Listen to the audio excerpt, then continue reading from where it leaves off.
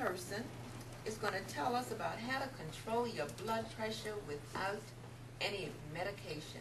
And I am certainly going to be interested in that. I won't have to buy any more medication for my blood pressure. That'll be great. He will be coming from the basic manual, and his goal is to present a well-organized speech. Help me welcome to the lectern our own Jonathan Dubin.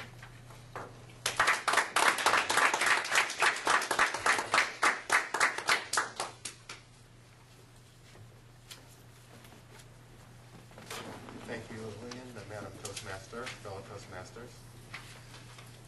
My speech today is actually titled, How to Control Your Blood Pressure Without Medication and Put the Doctors and Drug Companies Out of Business. All right. Okay. Now I'm a doctor.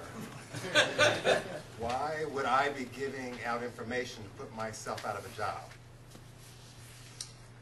Well, actually, there's so much high blood pressure in this country today, I will never be out of a job. Hypertension, high blood pressure, has reached epidemic proportions in this country. It's estimated that there's over 65 million people in this country with high blood pressure. And there are millions of people who have the complications of untreated high blood pressure, which include heart attack, stroke, and kidney failure. And I can tell you, just in my practice, I have people waiting for months to see me with this condition. And every day I am so busy seeing people with high blood pressure that I barely have time to eat and go to the bathroom. There's so many people. Now, we all know that there are many medications available to treat people with high blood pressure, and the drug companies are making millions of dollars on these medications.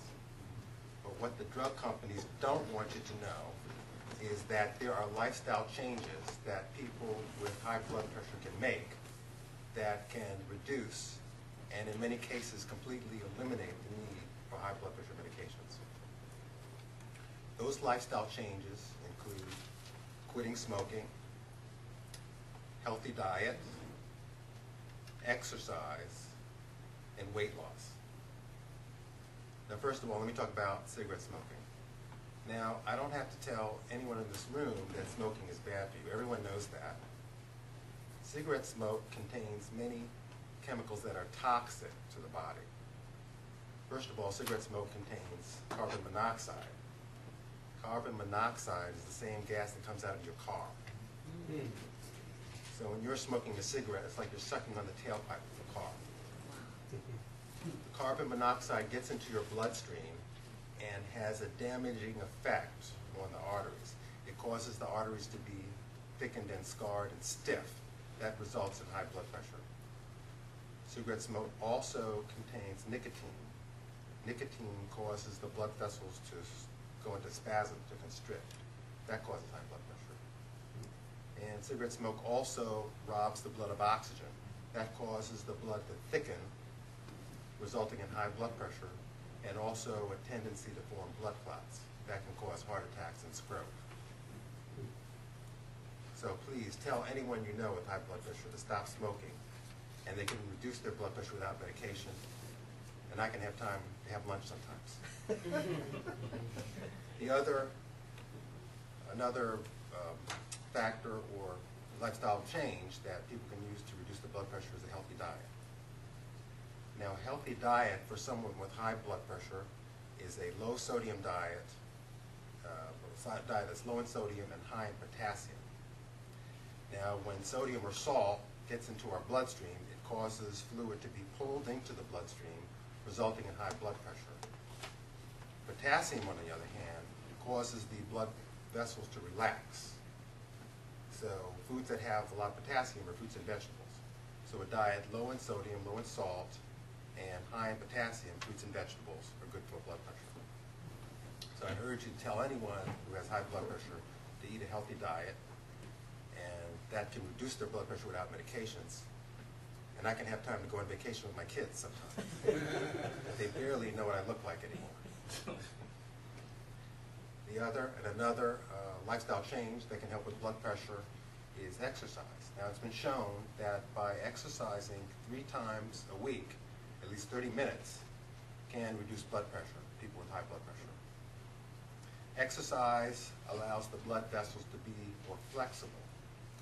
Also, it makes the heart work more efficiently.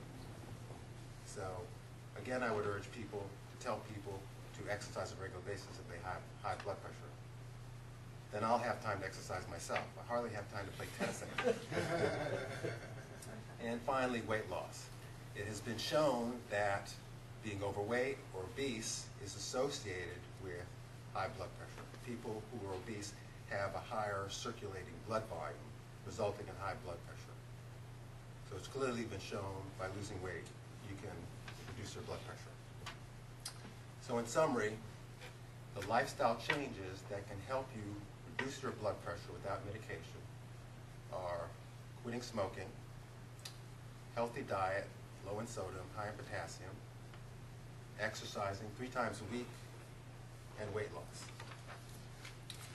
And I would encourage you, each of you, to go out and tell someone you know who has high blood pressure to adopt these lifestyle changes, and tell them to tell someone else, and so on and so on. So by the end of the month, we can tell all the 65 million people with high blood pressure these things, and they can reduce their blood pressure. We can put the doctors out of business. We can put the drug companies out of business. And I can retire and go to the beach and play tennis and not feel guilty. Thank you.